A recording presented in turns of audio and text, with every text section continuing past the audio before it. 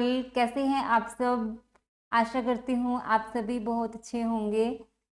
Last class में हमने index 16, index 38, 40 and index 2 cover किया था और हमने इंडेक्स 36 के 10 क्वेश्चंस कंप्लीट कर लिए हैं। इनका जो लिंक है नीचे डिस्क्रिप्शन बॉक्स में दे दिया गया है, आप वहाँ से ये लेक्चर्स कवर कर सकते हैं। इनकेस आपको कोई डाउट आ रहा है तो आप उसको कमेंट में मेंशन कर सकते हैं, और अगर हमारे पीडीएफ नोट्स चाहिए तो आप हमें मेंशन कर दीजिए, हम टेलीग्राम चैनल में अवेलेबल करवा देंगे। तो अभी हम आज नेक्स्ट क्वेश्चंस को कवर करेंगे। सबसे पहले कुछ कॉन्सेप्ट्स हैं जो हम पहले अंडरस्टैंड कर लेते हैं। जैसे सबसे पहले ही एक कैश जनरेटिंग यूनिट से रिलेटेड कॉन्सेप्ट है, इसको समझना बहुत ज़रूरी है। कैश जनरेटिंग यूनिट्स क्या होता है, जैसे ये क्या होते हैं जो कैश जनरेटिंग यूनिट से हम क्या समझते हैं, जो इंडिपेंडेंटली कैश फ्लो जनरेट नहीं करती। मान लो कोई एक ऐसी वो मशीन है जो इंडिपेंडेंटली कैश जनरेट नहीं करती, यानी कि सारी जो ये मिलके जैसे सीजीयू ए में आएंगी, जैसे मशीन ए है, मशीन बी, इक्विपमेंट सी, सॉफ्टवेयर, इन्वेंट्रीज, ये सब जो मिलके हैं तो ये सब एक सीजीयू बनाती है, मिलके जो है कैश जनरेट करती हैं। ठीक है, तो इसमें हम क्या करेंगे, क्योंकि जो एक ओनली जो मशीन ए है वो इंडिपेंडेंट कैश जनरेट नहीं कर सकती। जैसे फॉर एग्जांपल हमने दिया है कि machine B caught fire and got damage which is an internal indication of impairment, यानी कि जो मशीन बी है उसको थोड़ा आग लग गया है और उसमें डैमेज हो गया, और जो कि इंडिकेशन ऑफ इम्पेयरमेंट है। और जो मशीन बी है वो इंडिपेंडेंट क्या है, कैश जनरेट नहीं कर सकती। तो इस केस में हम क्या करेंगे, तो हमें जो रिकवरेबल अमाउंट निकालना होगा, जो वैल्यू इन यूज के निकालना होगा। तो जो कैश फ्लो आ रहा है सारी यूनिट्स मिलकर जनरेट करती हैं, तो उनका वैल्यू इज यूज हमें निकालना होगा। और इसी तरह fair value less cost to sell भी ऑल सीजी यूनिट्स का निकालना होगा हमें। तो इस केस में हमें क्या करना होगा, जैसे कि मान लो एक एग्जांपल के साथ मैं आपको समझाती हूँ कि इसमें क्या होता है कि जो वैल्यू इन यूज है हम एक मशीन का नहीं निकाल सकते, मशीन बी का ओनली हम वैल्यू इन यूज नहीं निकाल सकते, क्योंकि only machine B independently cash generate नहीं कर रही है, सारी मशीन्स मिलकर काम कर रही हैं। तो हमें कंप्लीट सीजीयू का वैल्यू इन यूज हमें प्राप्त होगा। तो उस केस में हमें क्या निकालना होगा कि एक स्मॉलेस्ट जो है आइडेंटिफाइबल ग्रुप को आइडेंटिफाई करना होगा। जैसे एक यूनिट है जो इंडिपेंडेंटली कैश जनरेट करती है, उसका बाकी एसेट से कोई ताल्लुकात नहीं है, कोई रिलेशन नहीं है। तो इसमें क्या हो सकता है कि जैसे 3 मशीन है वो मिलकर कैश जनरेट कर रही हैं, या फिर एक मशीन अकेला कैश जनरेट नहीं कर पाती। जैसे ओनली मशीन भी अकेला हम यूज करें तो वो ओनली मशीन भी कैश जनरेट नहीं कर पाती। तो एक नहीं या 2 मशीन मिलकर कैश जनरेट करते हैं, या फिर 3 मशीन मिलकर फिर हमारे को कैश फ्लो आता है। तो उस केस में हम उसको क्या मानेंगे, स्मॉलेस्ट आइडेंटिफाइबल ग्रुप मानेंगे। ठीक है, तो ये जैसे 3 या 4 या 5 मशीन मिलकर अगर कैश जनरेट करती हैं तो इस तरीके से हम उसको स्मॉलेस्ट आइडेंटिफाइबल ग्रुप मानेंगे। और इसमें क्या हो सकते हैं, ऐसे कितने भी सीजीयू हो सकते हैं, 10 सीजीयू हो सकते हैं, 20 सीजीयू हो सकते हैं, 30 सीजीयू भी हो सकते हैं। अब अगर हम मान लो कि 2 टीचर है, जैसे हम एग्जांपल एक नॉर्मल वे में एग्जांपल से समझाती हूँ। जैसे कि एक टीचर है, जैसे मैं हूँ, ओनली इंडिपेंडेंटली कैश जनरेट नहीं कर पाती, लेकिन अगर वर्षा मैम है एंड दीपशिखा मैं, हम दोनों मिलकर कैश जनरेट करते हैं, तो उसको हम क्या मानेंगे, स्मॉलेस्ट आइडेंटिफाइबल ग्रुप हुआ जो मिलकर कैश जनरेट करते हैं। और अगर मान लो कि जैसे कि मशीन बी में हल्की सी आग लगी, इसमें हमने एग्जांपल में दिया है, और मशीन बी क्या है वो डैमेज हो गई, तो उस केस में क्या है, इंडिपेंडेंटली कैश जनरेट नहीं कर पा रही है, तो हम इसको सीजीयू नहीं मानेंगे। तो जो कंप्लीट सीजीयू है उसका हम वैल्यू इन यूज काउंट करेंगे। तो इसी तरह से हम जो बोलते, इसमें क्या होता है, जैसे हम इसका एग्जाम्पल ले रखा है हमने, जैसे कि मशीन ए से कितना है 50,000, मशीन बी 30,000 की है, इक्विपमेंट सी जो है वो 20,000 का है, एंड इन्वेंट्रीज दिया है हमें, डीटीए दिया गया है। तो कैरिंग अमाउंट हमारा हो गया 1,45,000 एंड रिकवरेबल अमाउंट हमको दिया गया है 1,15,000। तो इम्पेयरमेंट लॉस हमारा कितना हुआ, 30,000 का इम्पेयरमेंट लॉस हुआ। तो इस इम्पेयरमेंट लॉस को हम कैसे कवर करेंगे, आइए इस एग्जाम्पल के थ्रू हम समझते हैं। आपको आई होप कि ये समझ में आ रहा होगा। अगर आपको अभी तक समझ में नहीं आया है तो आप इस एग्जाम्पल के थ्रू अच्छे से समझ सकेंगे। तो आइए देखते हैं इस एग्जाम्पल को। तो इसमें हमारा इम्पेयरमेंट लॉस कितना आ गया, 30,000 आ गया। तो इस केस में हम जो इम्पेयरमेंट लॉस को कहाँ से कवर करेंगे? देखिए, जो मशीन ए है और मशीन बी है और इक्विपमेंट सी है, तो ये सीजीयू में काउंट होंगे हमारे तीनों। लेकिन जो इन्वेंटरीज है और डीटीए यानी कि डेफर्ड टैक्स एसेट्स होते हैं ये, तो ये क्या है, उसमें सीजीयू में काउंट नहीं होंगे, क्योंकि इन्वेंटरीज है, इन्वेंटरीज पर क्या लगता है, इंड एस 2 लगता है, क्योंकि आपको पता ही है, ठीक है। एनडीटीए है तो इन पर भी इंड एस 12 लगता है। तो इससे रिलेटेड जो ये है, ये इस पर हम जो है इम्पेयरमेंट लॉस को कवर नहीं कर सकते, क्योंकि ये करंट एसेट्स होती हैं। और इन्वेंटरीज में से हम हमारा इम्पेयरमेंट लॉस कवर नहीं कर सकते, इसी तरह डीटीए में से नहीं कर सकते। फाइनेंशियल एसेट्स होती हैं, उनमें से भी हम अपना जो है इम्पेयरमेंट लॉस को कवर नहीं कर सकते, क्योंकि उन पर क्या होता है, इंड एस 109 कवर होता है। तो इस तरीके से हमें ध्यान में रखना होगा कि जो करंट एसेट्स होती हैं उन पर हम क्या है, इम्पेयरमेंट लॉस को कवर नहीं कर सकते। इस तरीके से हम machine A, machine B, equipment सी पर क्या है, इम्पेयरमेंट लॉस को कवर कर सकते हैं। तो हमें इस 30,000 को इनके प्रोपोर्शन में बांटना होगा, 5:3:2 के प्रोपोर्शन में हम इसको कवर कर सकते हैं। तो इस तरीके से हमारा रिवाइज कैरिंग अमाउंट आ जाएगा 35,000 का, 21,000 का एंड 14,000 का। एंड इन्वेंट्रीज जो है हमारा एज इट इज़ रहेगा, एमडीटीए एज इट इज़ रहेगा। ठीक है, आई होप कि आपको समझ में आ गया होगा। इस तरीके से हमारा जो रिवाइज कैरिंग अमाउंट है इतना आ जाएगा, 1,15,000। जो इन्वेंटरीज और डीटीए है ये एक ओनली सीजीयू में है, हमें इसको लेके तो चलना होगा, लेकिन हम इनमें से इम्पेयरमेंट लॉस कवर नहीं कर सकते। ये ओनली, जैसे कि हम एक एग्जांपल के से आपको बताती हूँ, जैसे कि हमारा कोई एक अच्छा फास्ट फ्रेंड हमारा होता है, कोई भी मान लो, कोई भी, तो अगर आप कोई भी, आपके फादर भी हो सकते हैं, वो आपकी कोई मदर भी हो सकती है, ये जरूरी नहीं है कि फास्ट फ्रेंड में कोई भी हो, तो वो आपका कोई फैमिली मेम्बर भी हो सकता है। अगर आपको इनकेस कोई प्रॉब्लम है, कोई आपको स्टडी की कोई टेंशन है, तो उस केस में आप अपने पापा के पास या अपनी मदर के पास जाकर अपनी प्रॉब्लम को बोल सकते हो। तो आप उनके कंधे पर सिर रखकर रो सकते हो, तो आपको वो सहानुभूति देंगे। तो इस तरीके से जो इन्वेंटरीज है और डीटीए है वो ओनली सहानुभूति पर्पज के लिए है, ये इनको हम एज इट इज करेंगे, और जिससे इसका इम्पेयरमेंट लॉस कवर करने के लिए नहीं है, ये सिर्फ कंधे पर सिर रखकर होने के लिए है। तो इसलिए इसको हम एज इट इज लेकर चलेंगे। ये आपको समझाने के पर्पज से मैंने एग्जाम्पल दिया है। और ये नीचे दिया गया है, India 36 impairment loss not applicable to inventories, DTA and financial assets. क्योंकि स्टूडेंट्स यहाँ पे गलती करते हैं, देखिए इसीलिए मैंने ये एग्जाम्पल दिया है आपको। स्टूडेंट्स क्या करते हैं, एग्जाम में यहाँ पे गलती करके आते हैं और यहाँ पे इम्पेयरमेंट लॉस को प्रोपोर्शनेटली डिवाइड कर देते हैं। यहाँ पहले तो बच्चे ध्यान नहीं देते और बाद में एग्जाम में ये गलती होती है उनसे, तो ये चीज़ आपको ध्यान रखनी होगी। देन हम नेक्स्ट कॉन्सेप्ट पे चलते हैं, एलोकेटेड गुडविल टू सीजीयू। अब जो गुडविल है उसको आप सीजीयू में कैसे बांटेंगे? जैसे गुडविल है, गुडविल क्या होता है? गुडविल देखो हमें अक्वायर की जाती है, goodwill acquired on business combination. जब हम बिजनेस कॉम्बिनेशन में बिजनेस खरीद रहे हैं, ठीक है, बिजनेस खरीदते हैं, मान लो कि जो बिजनेस की फेयर वैल्यू 10 लाख की थी और हमने उसके लिए 15 लाख पेमेंट किया, तो उसके लिए हमने 15 लाख पेमेंट किया और 5 लाख हमने ज़्यादा पेमेंट किया। तो 5 लाख पेमेंट जो किया, तो वो किस चीज़ के लिए पेमेंट किया? गुडविल के लिए पेमेंट किया, क्योंकि गुडविल का जो है हमने एक्स्ट्रा 5 लाख पेमेंट किया है। तो गुडविल कभी दिखता नहीं, इसका अपना कोई क्या है, कोई भी वजूद नहीं होता, इसका अपना कोई वजूद नहीं होता गुडविल का, उसका हमें ओनली सिनर्जी बेनिफिट मिलेगा। तो इस केस में क्या है, गुडविल का अपना कोई क्योंकि वजूद नहीं होता, तो उस केस में क्या होगा, एसेट्स के अंदर ही छुपा होता है गुडविल। तो इसे उस रेशो में एलोकेट करेंगे जिस रेशो में सिनर्जी बेनिफिट मिलेगा।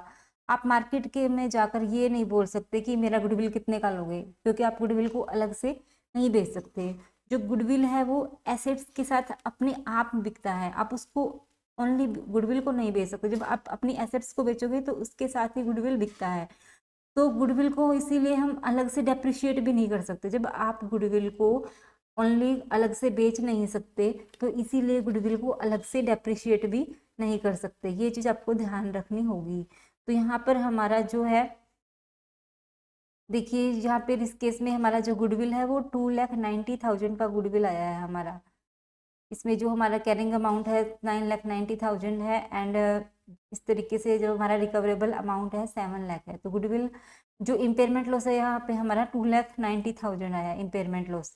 अब देखिए गुडविल का क्या ट्रीटमेंट करेंगे। इसमें गुडविल जो दिया गया है वो allocated to CGU A is 30%, ठीक है। तो इस केस में हमारे को टोटल गुडविल 5 लाख है, और जो एलोकेटेड किया गया है वो 30% किया गया है, यानी कि 1,50,000। तो इस केस में जो हमारा इम्पेयरमेंट लॉस है तो उसको सबसे पहले क्या करेंगे, impairment loss firstly entirely allocated to goodwill then balance to other assets on a pro rata basis, यानी कि सबसे पहले हम गुडविल को उड़ाएंगे। 1,50,000 का जो गुडविल है इसको हम उड़ाएंगे, देन हम जो बैलेंस है अमाउंट तो उसको उसमें से हम प्रोपोर्शनेटली कवर करेंगे। तो जो बैलेंस 1,40,000 जो हमारा बचा तो उसको हम 1:1 में हम इसको कवर करेंगे। और इन्वेंटरीज रिसीवेबल एंड DTA में से हम क्या है, इम्पेयरमेंट लॉस को कवर नहीं कर सकते, क्योंकि ये हमने अभी डिस्कस किया था, ये ओनली कंधे पर सर रखकर रोने के लिए है, इसमें से हम इम्पेयरमेंट लॉस को कवर नहीं कर सकते। तो इस तरीके से जो हमारा रिवाइज कैरिंग अमाउंट आ जाएगा, 2 लाख में से हम 70,000 लेस करेंगे तो 1,30,000, देन 1,30,000, देन हमारा ये एज इट इज आ जाएंगे इन्वेंटरीज रिसीवेबल एंड DTA। तो इस तरीके से 7 लाख हमारा क्या आ जाएगा, रिवाइज कैरिंग अमाउंट आ जाएगा। तो गुडविल को हम सबसे पहले उड़ाने की कोशिश करेंगे हमेशा, उसके बाद जो हमारी बिल्डिंग्स हैं उसके प्रोपोर्शनेट में हम इसको बांटेंगे। तो ये हमारा एलोकेटेड गुडविल टू CGU का कॉन्सेप्ट था। ऊपर जो हमने कॉन्सेप्ट पढ़ा था वो CGU का कॉन्सेप्ट पढ़ा था। और नेक्स्ट जो कॉन्सेप्ट हमने पढ़ा है, ये नोट्स हम इसको टेलीग्राम में डाल देंगे, आप वहां से कवर कर सकते हैं। और एलोकेटेड गुडविल टू CGU का हमने अभी कंसेप्ट कवर किया। देन हम एक नेक्स्ट कंसेप्ट है वो कंप्लीट करते हैं, allocating corporate assets to CGU। देखिए कॉर्पोरेट एसेट्स को कैसे एलोकेट करेंगे CGU में, यहाँ पे हमने गुडविल को कैसे एलोकेट किया था CGU में। देखिए गुडविल का और कॉर्पोरेट एसेट्स का अलग अलग से ट्रीटमेंट होता है। जैसे गुडविल को तो हमने सबसे पहले हम उसको उड़ाने की कोशिश करते हैं, लेकिन कॉर्पोरेट एसेट्स के केस में एक डिफरेंट हम तरीके से ट्रीटमेंट करते हैं। क्योंकि कॉर्पोरेट एसेट्स क्या होती हैं, देखिए हमें पता है कि जो कॉर्पोरेट एसेट्स हैं मतलब कि जो आपका ऑफिस का एसेट है, ठीक है, जो ऑफिस का एसेट है आपका, ऑफिस में जो आपका एडमिनिस्ट्रेशन डिपार्टमेंट है, जो मशीन आपके ऑफिस में है, यानी कि जो आपका ऑफिस में AC लगा हुआ है या कंप्यूटर है जो एडमिन डिपार्टमेंट में है, वो भी इम्पेयर हो सकते हैं। लेकिन मुद्दा ये है कि ये सारे जो है सारे कैश फ्लो जनरेट नहीं करते, ठीक है। लेकिन जो फैक्ट्री में एसेट है, जो फैक्ट्री में आपकी मशीनरी लगी हुई है, तो वो क्या है, कैश जनरेट करती है। लेकिन जो ऑफिस का जो AC है वो क्या कर रहा है, वो कैश जनरेट नहीं कर रहा, लेकिन उसकी वजह से हमारी फैक्ट्री चल रही है, तो वो क्या कर रहा है, इनडायरेक्टली कैश जनरेट कर रहा है, ठीक है। तो ऑफिस में जो एसेट है वो इनडायरेक्टली कैश ही जनरेट करते हैं। तो कॉर्पोरेट एसेट्स जो है इंडिपेंडेंटली कैश जनरेट नहीं कर सकते, क्या यानी कि वो क्या है, जो आपका ऑफिस का AC है वो इंडिपेंडेंटली कैश तो नहीं जनरेट कर सकता। तो इसको हमें क्या करना पड़ेगा, इम्पेयर तो करना पड़ेगा। तो CGU की हेल्प लेनी होगी, इसके लिए हमें CGU में डालना होगा। एक फैक्ट्री में जैसे 5 CGU है, ऑफिस का एसेट है 5 CGU की मदद कर रहा है, ठीक है। जो ऑफिस का जो एसेट है वो उसकी मदद करता है कैश जनरेट करने में, जो आपकी फैक्ट्री में मशीनरी रखी हुई है। अब जैसे आपने गुडविल के केस में CGU की मदद ली थी, वैसे ही कॉर्पोरेट एसेट के केस में CGU की मदद लेनी होगी। मतलब गुडविल इंडिपेंडेंटली इम्पेयर नहीं किया था हमने, तो CGU की मदद लेनी पड़ेगी। इस तरीके से जो कॉर्पोरेट एसेट को इम्पेयर करने के लिए हमें क्या करना होगा, CGU की मदद लेनी होगी। जैसे ऑफिस का AC था, उसको पूरा नहीं उड़ा सकते क्योंकि वो तो AC में ऑफिस में ही काम कर रहा था। लेकिन गुडविल को तो हम पूरा उड़ा सकते थे क्योंकि गुडविल का कोई वजूद नहीं है। तो क्योंकि गुडविल का अलग से तो कोई वजूद नहीं है, उसको तो हम अलग से उड़ा सकते हैं, लेकिन हम AC को तो पूरा नहीं उड़ा सकते ना, क्योंकि AC तो अभी ऑफिस में काम कर रहा है वो। तो इस तरीके से ध्यान रखना, इसको आप गुडविल की तरह पूरा मत उड़ा देना। जो कॉर्पोरेट एसेट्स है उसको हम पूरा नहीं उड़ा सकते क्योंकि गुडविल का कोई फिजिकल एग्जिस्टेंस नहीं है। तो आपको लेक्चर लगाने का यही फायदा मिलेगा, क्योंकि स्टूडेंट्स पहले ये सोचते हैं कि हम इसको भी पूरा उड़ा देते हैं कॉर्पोरेट एसेट्स को, बट हम इसको पूरा नहीं उड़ा सकते क्योंकि जो कॉर्पोरेट एसेट है वो हमारी ऑफिस में चल रही है, वो काम कर रही है। तो corporate assets don't generate separate cash flows and they are tested for impairment in the context of CGU. ठीक है, जैसे कि रिसर्च सेंटर है तो रिसर्च करने का खर्चा लगता है, पैसा नहीं कमा कर देता, लेकिन वो क्या कर रहा है, मदद कर रहा है रिसर्च करने में, जिसकी वजह से प्रोडक्शन हो रहा है। तो इस तरीके से हमने ये जो है एग्जाम्पल लिया है, आप इस एग्जाम्पल को समझ सकते हैं। देखिए इसमें क्या दिया गया है, हेड क्वार्टर्स और ए रिसर्च सेंटर, जैसे कि कॉर्पोरेट एसेट्स का एग्जाम्पल दिया हमने। Corporate assets don't generate separate cash flows and they are tested for impairment in the context of CGU. तो वो टेस्टेड किए जाते हैं फॉर इम्पेयरमेंट पर्पज से। तो इसमें हमारे को एग्जांपल दिया गया है, A limited has 3 cash generating units, CGU1, CGU2, CGU3। Machine A, machine B, furniture, and इसमें क्या दिए गए हैं, रिसीवेबल्स दिए गए हैं। इस तरीके से हमारे को CGU1, CGU2 की अलग से मशीनरीज के बारे में दिया गया है एंड CGU3 की अलग से दिया गया है। देन हमको रिकवरेबल अमाउंट दी गई है। अब CGU1 के बारे में क्या स्टेटमेंट दी गई है, machine A is the physically damaged and cannot be further used. ₹4,000 expected to be realized from sale of machine and selling cost is 1,000। तो fair value less cost to sell कितना हो गया, 3,000, और वैल्यू इन यूज यहाँ पे क्या है, 0 है। और मशीन ए हमारी 30,000 की है। ठीक है, तो उसमें से हम क्या लेस करेंगे, तो हमारा रिकवरेबल अमाउंट कितना होगा यहाँ इन इस केस में, क्योंकि हमारा फॉर्मूला जो है वो fair value less cost to sell और value in use whichever is higher, ये फॉर्मूला हमारा होता है। तो इसमें जो हमारा रिकवरेबल अमाउंट है वो 3,000 का हो जाएगा। आई होप कि आपको ये समझ में आ रहा होगा। तो इस तरीके से रिकवरेबल अमाउंट हमारा 3,000 का हो जाएगा। तो हमारा जो इम्पेयरमेंट लॉस कितना होगा, इम्पेयरमेंट लॉस होगा हमारा 27,000, क्योंकि जो कैरिंग अमाउंट है वो 30,000 है। ठीक है, तो इस तरीके से हमारा जो 27,000 है जो वो इंडिपेंडेंटली इम्पेयर करेंगे, मशीन ए से क्या करेंगे, इंडिपेंडेंटली इम्पेयर करेंगे, क्योंकि मशीन ए ही फिजिकली डैमेज हो रही है। तो मशीन ए का इंडिपेंडेंटली इम्पेयरमेंट कर देंगे। और एक हमको क्या दिया गया है इसमें, देन हमको नेक्स्ट स्टेटमेंट दी गई है, machine C is a separate CGU and its value in use is estimated to be ₹80,000 and fair value less cost to sell कितना दिया गया है, 76,000। तो विच एवर इज हायर हमारा हो गया, रिकवरेबल अमाउंट में काउंट होगा 80,000। आई होप कि आपको समझ में आ रहा होगा, जो कि मशीन सी का दिया गया है। तो इस केस में हमारा इम्पेयरमेंट लॉस कितना होगा, कैरिंग अमाउंट 90,000 लेस आपका रिकवरेबल अमाउंट 80,000, तो आपका 10,000 का इम्पेयरमेंट लॉस हो जाएगा मशीन सी का। तो इस केस में हमारा 10,000 का इम्पेयरमेंट लॉस हो गया। आई होप कि आपको ये समझ में आ रहा होगा। तो इस तरीके से हमने इसको अलग से कवर किया, मशीन सी का जो इम्पेयरमेंट लॉस है अलग से हमने मशीन सी से ही कवर किया। Then there is office building carrying amount is 2 lakh allocated to CGU1, CGU2 and CGU3 ratio 2:1। तो इसमें 2 लाख को हमने बांटा उसमें बिल्डिंग ए में, बिल्डिंग बी, देन इसमें 2:1 रेशियो में हमने इसको बांट दिया, क्योंकि ये CGU है। ठीक है, तो CGU को हमने फैक्ट्री वाली यूनिट्स में बांट दिया इसको। तो ये कॉर्पोरेट एसेट्स जो हमारा, ये कॉर्पोरेट एसेट्स है बिल्डिंग। ठीक है, तो बिल्डिंग को हमने 2:2:1 के रेशियो में हमने इसको एलोकेट कर दिया। ये हमारा कंप्लीट CGU बन गया। तो ये हमारी क्या है, कॉर्पोरेट एसेट है। तो इस तरीके से जो इम्पेयरमेंट लॉस सब हम निकालेंगे, तो हमारा 2,20,000 का कैरिंग अमाउंट आ गया।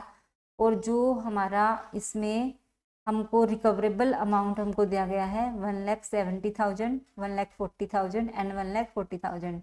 इस तरीके से हमने हमारा इम्पेयरमेंट लॉस निकाला 50,000 रुपीज़ का। तो 50,000 रुपीज़ का जो इम्पेयरमेंट लॉस है, उसमें से जो 27,000 हमारे इंडिपेंडेंटली इम्पेयर हो चुके हैं, तो बाकी 23,000 है उसको हम प्रपोर्शन में बांटेंगे machine B and furniture and building में। रिसीवेबल में से हम इसको नहीं ले सकते, क्योंकि रिसीवेबल हमको क्या करना है, कंधे पर सरक कर रोने के लिए है, इसमें से हम इम्पेयरमेंट लॉस कवर नहीं कर सकते। तो इस तरीके से हमने इसको machine B, furniture and buildings के प्रपोर्शन में बांट दिया। तो इस तरीके से हमारा रिवाइज कैरिंग अमाउंट आ गया। सेम इसी तरीके से हमने क्या किया, इसमें हमारा जो इम्पेयरमेंट लॉस आया है 1,40,000 आया है। तो इसमें से 10,000 हम कवर कर चुके हैं, तो 1,30,000 को हम प्रपोर्शनेट बांटेंगे 10:50:80 में।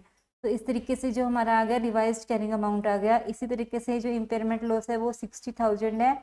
तो इसको हम machine E, intangible assets and building के प्रोपोर्शन में हम इसको बांटेंगे। तो ये हमारा रिवाइज्ड कैरिंग अमाउंट आ जाएगा 1,40,000। तो इस तरीके से जो हमारे ये 3 कॉन्सेप्ट्स थे मेनली, तो वो हमने कवर किए हैं। Allocating corporate assets to CGU cover किया, उससे पहले हमने allocating goodwill to CGU cover किया था, एंड इससे पहले हमने कैश जनरेटिंग यूनिट सीजीयू के बारे में पढ़ा था कि सीजीयू होता क्या है। जो मिलकर 2 या 3 एसेट्स मिलकर कैश जनरेट करती हैं तो उसको आइडेंटिफाइबल ग्रुप बोलते हैं हम, स्मॉलेस्ट आइडेंटिफाइबल ग्रुप। तो इस तरीके से सीजीयू बनता है। तो हम चलते हैं क्वेश्चंस की तरफ। अभी जो हमारे कंसेप्ट्स तो कंप्लीट हो चुके हैं, अभी हम आगे नेक्स्ट 11th इलस्ट्रेशन करेंगे जो कि हमने हैंड रिटन सॉल्व किया हुआ है। एक बार हम क्वेश्चंस की स्टेटमेंट पढ़ लेते हैं, क्वेश्चन में क्या दिया गया है। आई होप कि आपको ये समझ में आ रहा होगा। इन केस कोई डाउट है तो आप हमें मेंशन कर सकते हैं। अभी हमने लास्ट क्लास में 10 क्वेश्चंस कवर किए थे, देखिए हमने अभी हम 11th क्वेश्चन की तरफ चलते हैं।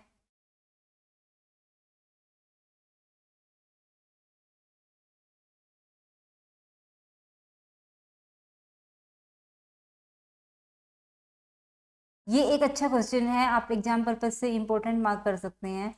इसमें क्या है, NCI measurement and goodwill impairment दोनों की बात की जा रही है। देखिए इसमें हमें क्या दिया गया है कि जो ए लिमिटेड है वो अक्वायर कर रही है 80% शेयर्स ऑफ 80% शेयर्स अक्वायर कर रही है of B limited for rupees 32,000। ये क्या है 32,000, या आप इसको 32 लाख भी बोल सकते हैं। At the date of acquisition B limited's identifiable net assets is rupees 3,000, यानी कि इसको आप 30 लाख भी बोल सकते हैं। A elects to measure NCI at proportionate share of net identifiable assets it recognises. इसमें पीसी दिया गया है, एनसीआई दिया गया है 20% का, देन नेट एसेट्स को हमने लेस किया 3,000 से, एंड गुडविल हमारा आ गया 800 से गुडविल आ गया। तो अब हमको क्या दिया गया है, at the end of next financial year B limited carrying amount is reduce to 27,100,000। तो ये हमारा 27 लाख भी बोल सकते हैं, एक्सक्लूडिंग गुडविल। ये गुडविल इसमें एक्सक्लूडेड है, यानी कि गुडविल इसमें इंक्लूड नहीं है। और आगे हमें रिकवरेबल अमाउंट दिया गया है जो कि केस 1 में 2,000 दिया गया है, 20 लाख, 28,100,000 दिया गया है, 28 लाख भी बोल सकते हैं। Calculate impairment loss allocate to parent and NCI in both the cases. अब इसमें एनसीआई भी है, एनसीआई कितना है हमारा 20% एनसीआई है। तो इस केस में हमें इम्पेयरमेंट लॉस निकालना है कि वो पेरेंट को कितना बांटेंगे और एनसीआई को कितना बांटेंगे। तो एनसीआई को हम 20% बांटेंगे और पेरेंट को 80% बांटेंगे। सबसे पहले हम क्या निकालेंगे, इम्पेयरमेंट लॉस निकालेंगे। फर्स्ट केस में सबसे पहले इम्पेयरमेंट लॉस निकालेंगे। देखिए आइए निकालते हैं इसके बारे में। जैसे कि हमको नेट एसेट्स जो दी गई है वो एक्सक्लूडिंग गुडविल है, बट जो रिकवरेबल अमाउंट है, रिकवरेबल अमाउंट में तो सारी चीज़ें इंक्लूडेड है क्योंकि उसमें तो गुडविल भी इंक्लूडेड है। तो इसके लिए हमें क्या करना होगा, गुडविल भी ऐड करनी होगी। और गुडविल कितना है 800। अब देखिए इसमें ये जो गुडविल है वो पार्शियल गुडविल है, पार्शियल गुडविल क्योंकि 80% एक्वायर किया है। तो ये 80% पर 800 रुपीज़ 800 जो कि थाउजेंड्स में दिया गया है की गुडविल है। तो इसको हमें 100% पर लाना पड़ेगा क्योंकि जो रिकवरेबल अमाउंट है वो 100% पर है। तो हमें कैरिंग अमाउंट भी क्या करना पड़ेगा, 100% पर लाना पड़ेगा। तो कैरिंग अमाउंट को 100% पर लाने के लिए हमें गुडविल भी 100% जोड़ना होगा। तो इस तरीके से देखिए, आइए हम इसमें रिकवरेबल अमाउंट जो दे रखी है वो 20 लाख दे रखी है। हमने इसको हैंडमेड से अच्छे से क्वेश्चन को आंसर किया गया है, आप यहाँ से समझ सकते हैं। जैसे कि हमारा जो कैरिंग अमाउंट है वो 2700 है, गुडविल 80% पर 800 है एंड 20% पर 200 है। इसको हमने ऐड किया, देन टोटल हमारा 3700 आ गया। देन हमने रिकवरेबल अमाउंट लेस किया 2000। देन हमारा जो इन 1000 जो हमारा ये है क्वेश्चन चल रहा है, आप इस चीज़ का ध्यान रखिएगा, ये एक माइनर थिंग्स हैं। तो इस केस में जो है इम्पेयरमेंट लॉस हमारा 1700 आ गया। अब देखिए जो इम्पेयरमेंट लॉस 1700 है तो हम इसको कैसे कवर करेंगे। जो हमने अभी कंसेप्ट पढ़ा था, क्योंकि सबसे पहले हम गुडविल को उड़ाएंगे, ठीक है। तो सबसे पहले हम गुडविल को उड़ाएंगे जो कि हमारा 1000 गुडविल है, ठीक है। तो हम इसमें से हम सबसे पहले गुडविल से कवर करेंगे 1000, देन बैलेंस जो 700 है उसको अदर एसेट से कवर करेंगे। वो उसमें भी क्या है, 80% हमारा जो पेरेंट का है एंड 20% एनसीआई है। तो इस केस में जो 80% है वो तो हमारा लॉस हो जाएगा, ठीक है, क्योंकि वो हमने एक्वायर किया है। और 20% क्या है, हमारा नोशनल लॉस में जाएगा, क्योंकि ये तो एनसीआई में है, ये हमारा लॉस नहीं है, ये नोशनल लॉस में हम इसको दिखाएंगे। हमारा जो एक्चुअल में जो लॉस है वो 800 है, तो ठीक है, ये हमारा 800 जो है एक्चुअल में लॉस होगा, एंड 200 है वो एज ए नोशनल लॉस दिखाएंगे। एंड जो 700 का जो अदर एसेट्स है उसको 80% एंड 20% में हम डालेंगे। अदर एसेट्स में 560 और एनसीआई में 140 चला जाएगा हमारा। इसी तरीके से जो नेक्स्ट स्टेप हमें दिया गया है उसमें 2800 का रिकवरेबल अमाउंट दिया गया है, और जो कैरिंग अमाउंट हमारा सेम है 2700, और 100% हमने गुडविल लिया 1000 का। इस तरीके से हमारा ये हो गया 3700 का। तो रिकवरेबल अमाउंट 2800 हमने लेस किया, इम्पेयरमेंट लॉस 900 आ गया हमारा, इम्पेयरमेंट लॉस 900 आ गया। तो इसको हम कहाँ से कवर करेंगे, गुडविल से उड़ाएंगे, और गुडविल में भी हमारा 80% एंड 20%। जो 80% होगा वो पेरेंट का होगा, 20% एनसीआई का होगा। इस तरीके से 720 जो है वो हमारा पेरेंट में चला जाएगा, एंड जो लॉस है वो नोशनल लॉस होगा, 180 रुपीज़ का नोशनल लॉस होगा। तो इस तरीके से ये हमारे को इम्पेयरमेंट लॉस हमने एनसीआई में भी बांटा और पेरेंट में बांटा, जो कि क्वेश्चन में दिया गया था। अभी हम चलते हैं नेक्स्ट क्वेश्चन की तरफ। आई होप कि ये क्वेश्चन आपको अच्छे से समझ में आ गया होगा। आप इस क्वेश्चन की एक बार हैंड रिटन प्रैक्टिस कर लीजिएगा। तो अब चलते हैं हम नेक्स्ट क्वेश्चन की तरफ।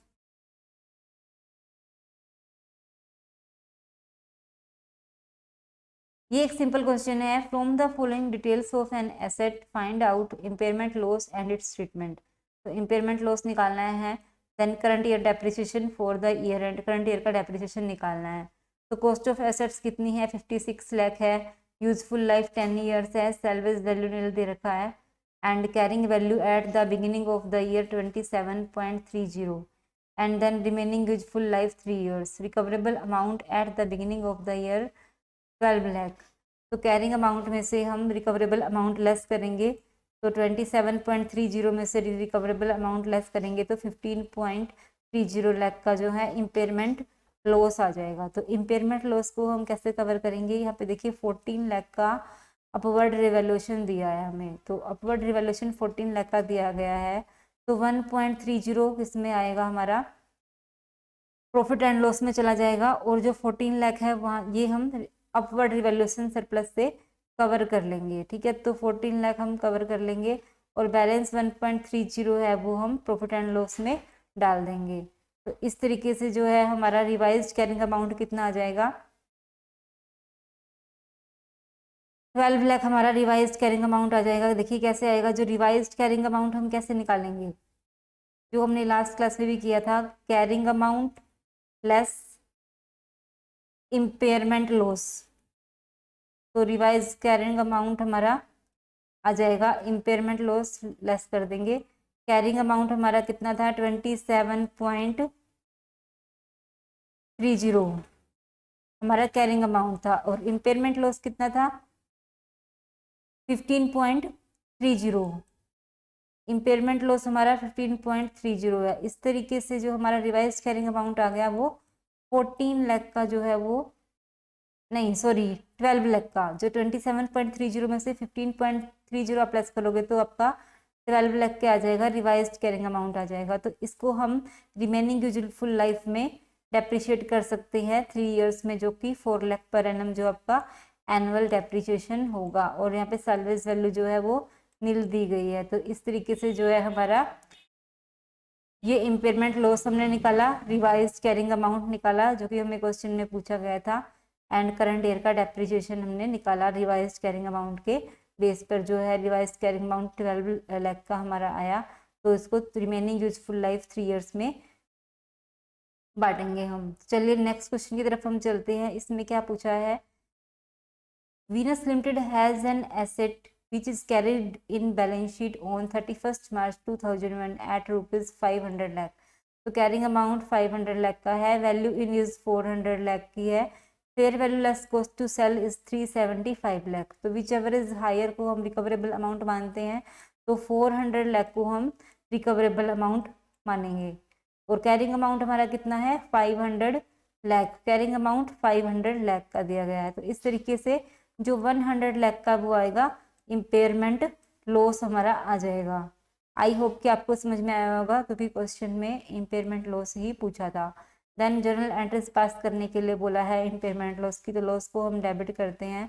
तो इम्पेयरमेंट लॉस टू एसेट जो 100 लाख का है ये हमारी एंट्री हो जाएगी। देन हम इसको प्रॉफिट एंड लॉस में सेटअप कर देंगे, statement of profit and loss to impairment loss 100 lakh. I hope कि आपको ये समझ में आ गया होगा। देन हम चलते हैं नेक्स्ट क्वेश्चन की तरफ, जो कि हमारा क्वेश्चन नंबर 14 है। इसमें क्या दिया गया है, a publisher owns 150 magazines of which 70 were purchased and 80 were self created. तो 80 इसमें क्या कर दी गई थी, सेल्फ क्रिएटेड की गई थी। The price paid for purchase magazine title is recognised as an intangible asset. तो इस केस में हमसे क्या पूछा गया है, the cost of creating magazine titles and maintaining the existing titles are recognised as an expense when incurred.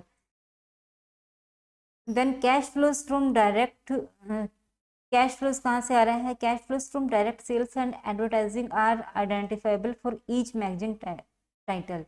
इनकी each magazine से क्या आ रहा है, कैश फ्लोज हमारे को आ रहा है। तो इसमें हमसे आगे क्या बोला, titles are managed by customer segment. The level of advertising income for a magazine title depends on the range of titles in the customer segment to which the magazine title relates. Management has the policy to abandon old titles before the end of their economic lives and replace them immediately with new titles for the same customer segment. What is the cash generating unit for an individual magazine title? सबसे main important बात है कि ये जो question पूछा गया है, question में क्या पूछा है, what is the cash generating unit for an individual magazine title.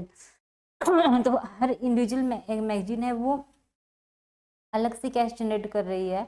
तो इसमें हमारा आंसर यही रहेगा कि जो इंडिविजुअल मैगजीन है generate cash flows that are largely independently cash generate कर रही हैं हमारे को। तो इसलिए क्या है, ये सेपरेट कैश जनरेटिंग यूनिट है। जो ईच मैगजीन टाइटल जो है वो एक सेपरेट कैश जनरेटिंग यूनिट है, क्योंकि ये इंडिपेंडेंटली कैश जनरेट कर रही हैं। देन हमें नेक्स्ट क्वेश्चन में क्या पूछा गया है, a mining entity owns a private railway to support its mining activities. The private railway could be sold only for scrap value and it does not generate cash inflows that are largely independent of the cash inflows from the other assets of the mine।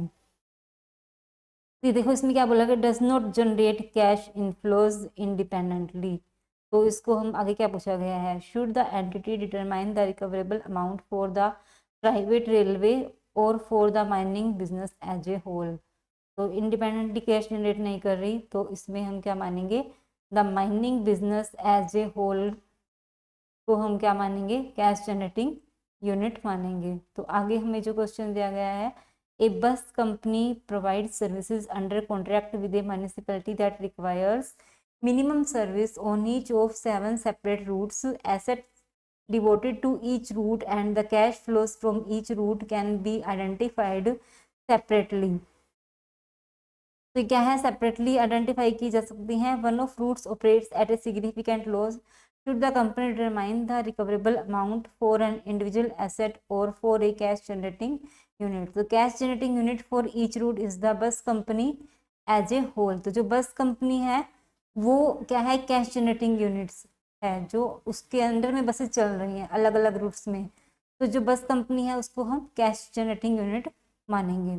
आगे जो ये question 17 और जो हमें दिए गए हैं not so important, question 17, 18, 19 not so important, तो हम ये नहीं करेंगे। आप एक बार इसको रीड करेंगे तो आपको इजीली समझ में आ जाएगा। हम आइए चलते हैं नेक्स्ट क्वेश्चन की तरफ, जो कि इलस्ट्रेशन 20 है। ये एक अच्छा क्वेश्चन दिया गया है, XYZ limited has a cash generating unit plant A as on 1 April 2001 having a carrying amount of 1000 crore का जो है कैरिंग अमाउंट है।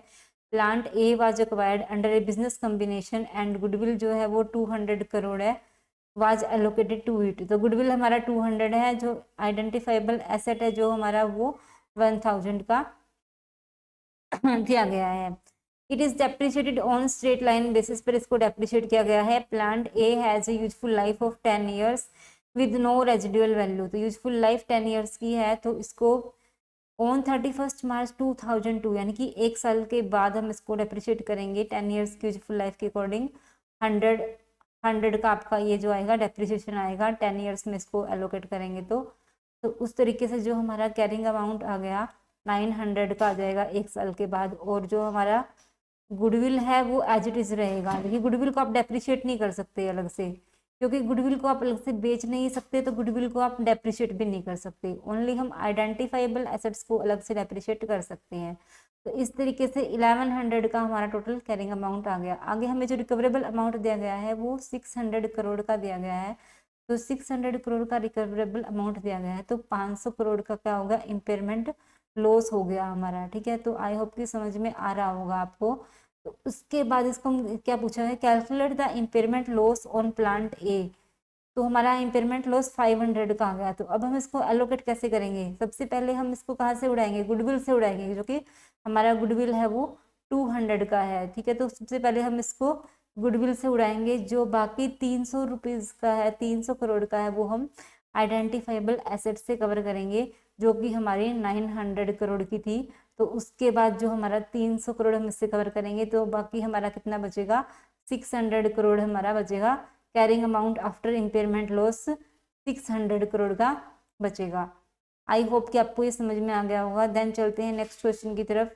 सन limited is an entity with various subsidiaries. The entity closes its books of account at every year ended on 31 मार्च।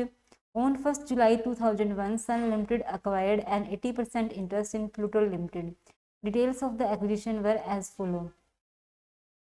तो देखिए इसमें 80% acquire किया है। सन limited acquired 8 lakh shares, यानी कि 80% जो है वो 8 लाख शेयर्स एक्वायर किए हैं। अगर 100% होते तो 10 लाख होते, तो 10 लाख होते 100% पे, तो जो 2 लाख का क्या है, इसमें से 2 लाख का क्या है, एनसीआई है।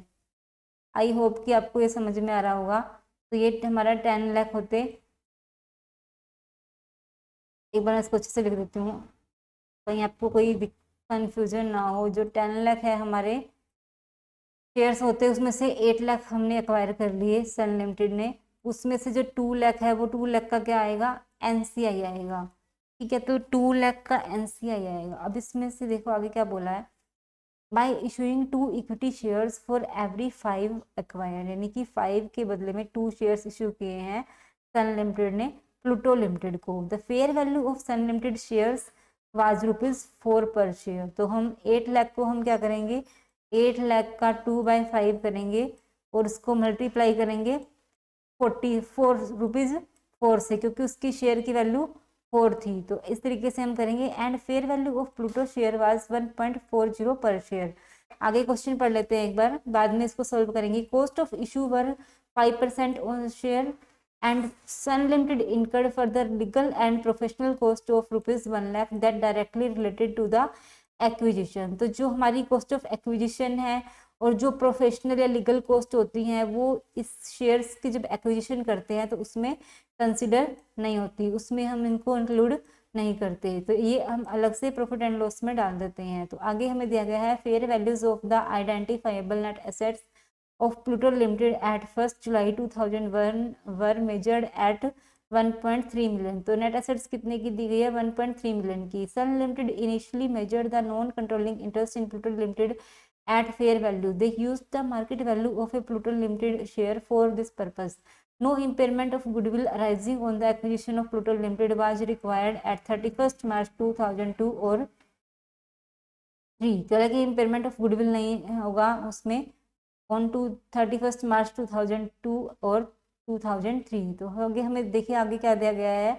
Pluto Limited comprises 3 cash generating units A, B and C. When Pluto Limited was acquired, the directors of Sun Limited estimated that goodwill arising on acquisition could reasonably be allocated to units 2:2:1. The carrying values of assets in these cash generating units and their recoverable amounts are as follows। तो carrying value दी गई है हमारे को unit A B and सी की, and इनकी हमें को recoverable amount भी दी गई है। Calculate the carrying value of the goodwill arising on acquisition of Pluto limited. तो हमें क्या पूछा है, carrying value of goodwill on acquisition of Pluto Limited in the consolidated balance sheet of Sun Limited at 31st March 2004 following the impairment review। And then हम second case में क्या पूछा है, compute the total impairment loss arising as a result of the impairment review, identifying how much of this loss would be allocated to the non controlling interest in Pluto limited. यानी कि NCI में आप इसको कितना बांटेंगे impairment loss को। Second में हमें ये पूछा है एंड फर्स्ट में हमें पूछा है कि आपका जो कैरिंग वैल्यू ऑफ गुडविल कितना रहेगा। तो इस तरीके से आइए देखते हैं, हमने इसको अपने नोट्स में कवर किया है, आप इसको वहाँ से अच्छे से कर सकते हैं। तो देखिए हमें जो पीसी निकालना होगा 8 लाख रुपीज़ का 2/5 एंड मल्टीप्लाई 4, तो 12,80,000 का हमारा पीसी आ जाएगा। तो एनसीआई में कितना आएगा, जो 2 लाख शेयर्स है उसको हम 1.4 से जो हमारे प्लूटो लिमिटेड की शेयर्स की वैल्यू थी उससे मल्टीप्लाई करेंगे, और ये जो थी सन लिमिटेड के शेयर्स की वैल्यू थी जो 4 रुपीज़ है उससे मल्टीप्लाई करेंगे। तो ये है प्लूटो लिमिटेड के शेयर की वैल्यू जो है, क्योंकि ये एनसीआई में है जो प्लूटो के पास है, तो 1.4 से मल्टीप्लाई करेंगे। तो इस तरीके से हमारा पीसी प्लस एनसीआई आ गया। देन हमारा नेट एसेट्स है वो 30 लाख हमने लेस कर दिया, गुडविल 2,60,000 आ गया। तो गुडविल को 2:2:1 में हम एलोकेट करेंगे। तो इस तरीके से जो हमारा कैरिंग अमाउंट है वो 600 है ए के केस में, एंड गुडविल को हमने 104 से एलोकेट किया इसमें, एंड 104 बी में, एंड 52 जो रुपीज़ है वो सीजीयू सी में एलोकेट किया। प्लस ये जो हमें को क्वेश्चन में कैरिंग अमाउंट दिया है 600 का, 550 का दिया है, एंड 450 का कैरिंग अमाउंट दिया है। देन जो रिकवरेबल वैल्यू दी गई है वो 70, ये हमारी कैरिंग अमाउंट टोटल आ गई 704। देन रिकवरेबल वैल्यू जो फिर क्वेश्चन में दी गई है वो 740 की दी गई है। देन रिकवरेबल वैल्यू दी गई है 650 की। तो इस केस में हमारा कोई भी इम्पेयरमेंट लॉस नहीं है। इसमें हमारा जो इम्पेयरमेंट लॉस है वो 4 रुपीज़ का इम्पेयरमेंट लॉस आ रहा है। तो इम्पेयरमेंट लॉस को सबसे पहले गुडविल से उड़ाएंगे हम, ठीक है। तो गुडविल से हमने इसको उड़ाया तो हमारा बाकी जो बचा वो 100 लाख का जो इम्पेयरमेंट लॉस बचा। देन 550 ये एज इट इज रहा हमारा अदर एसेट्स।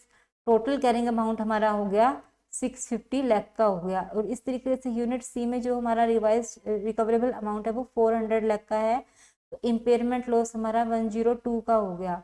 सबसे पहले हम इसको गुडविल से कवर करेंगे, क्योंकि गुडविल में ओनली 52 है तो हमारा 52 ही कवर होगा।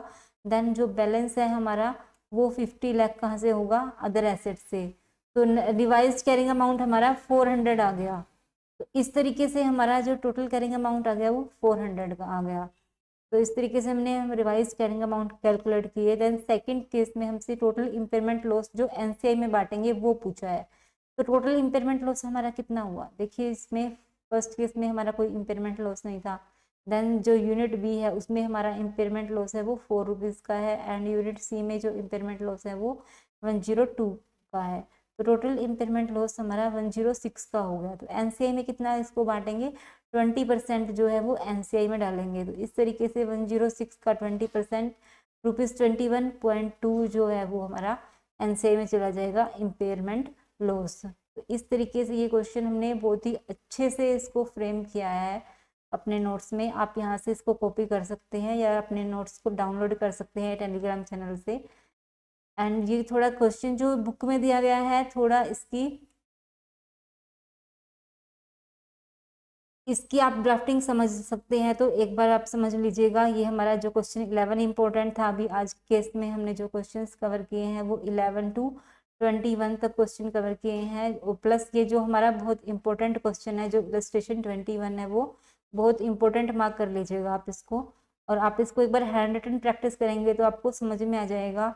इसमें हमारा जो इसमें थोड़ा लिखने का तरीका इंस्टीट्यूट ने अलग से किया हुआ है। आप हमारे नोट्स से करेंगे तो आपको अच्छे से समझ में आ जाएगा और एग्जाम में आपका इजीली बन जाएगा क्वेश्चन। तो आप वहाँ से प्रैक्टिस कर लीजिएगा। बाकी हमारा जो आंसर है वो सेम ही रहने वाला है, क्योंकि जो हमारा जो देखिए ये मेन जो दिया गया है रिवाइज कैरिंग अमाउंट 400 का बचेगा, जो हमारा इम्पेयरमेंट लॉस है वो 106 का है। एंड देन जो हमारा एनसीआई में चला जाएगा 20% जो है 21.2 रुपीज़ जो है allocated to NCI, and then balance allocated to share holders, जो बैलेंस है वो शेयर होल्डर्स को एलोकेट कर दिया जाएगा। और जो हमारा गुडविल था वो 260 आया था, इसको हमने बांटा था 2:1 के रेशो में ही जो इन्होंने बांट रखा है। इसमें करने का तरीका अलग है, जो हमने किया है वो इजी तरीके से किया है, तो आप वो रेफर कर सकते हैं। इस तरीके से हमारे 21 क्वेश्चंस कंप्लीट हो गए हैं। नेक्स्ट हमारे जो टेक्स्ट और नॉलेज के क्वेश्चंस है वो हम नेक्स्ट क्लास में करेंगे। आई होप कि आपको आज वाले कंसेप्ट समझ में आ गए होंगे। अगर ये आपको कॉन्सेप्ट्स आज वाले समझ में आ गए और अभी तक क्वेश्चन आसान लग रहे हैं तो आगे भी आपको कोई दिक्कत आने वाली नहीं है, क्योंकि स्टूडेंट्स को नॉर्मली ये इंडिया से जो वो मुश्किल लगता है। बट आप अगर धीरे धीरे हैंड रिटन प्रैक्टिस करते रहेंगे, नेक्स्ट क्लास में हम टेस्ट योर नॉलेज क्वेश्चंस को भी इसी तरीके से कवर करेंगे, तो आपको डिफ़िकल्ट नहीं लगेंगे। तो मिलते हैं नेक्स्ट क्लास में, तब तक आप हैंड रिटन प्रैक्टिस करते रहिए। एंड इन केस कोई डाउट है तो आप उसको कमेंट्स में मेंशन कर सकते हैं। एंड अगर आपको हमारा ये वीडियोस अच्छी लग रही हैं तो हमारा चैनल जो वर्षा गर्ग क्लासेस के नाम से है उसको लाइक शेयर एंड सब्सक्राइब ज़रूर कीजिएगा। तो मिलते हैं नेक्स्ट क्लास में।